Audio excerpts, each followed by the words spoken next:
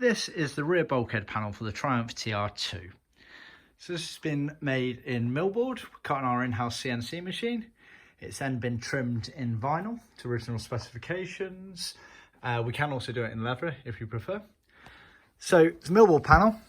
I turn it over, you'll see. So trimmed all the way around, there's no foam padding on there. It's creased on this bottom edge here to allow for this bend, as you can see. And then crucially, it has the metal bracket riveted on there, as you can see, which is also trimmed, as you can see, on the top and bottom edges. The bracket was obviously there mainly to keep its shape. It is flexible to allow it to bend to the shape of your fuel tank. Obviously sort of varied when fitting into the car, etc. And then this top piece latches in conjunction with the rear tonneau capping there and allows that to fit on. So that is the panel. We sell it individually like this, or it is included as part of our trim panel kit.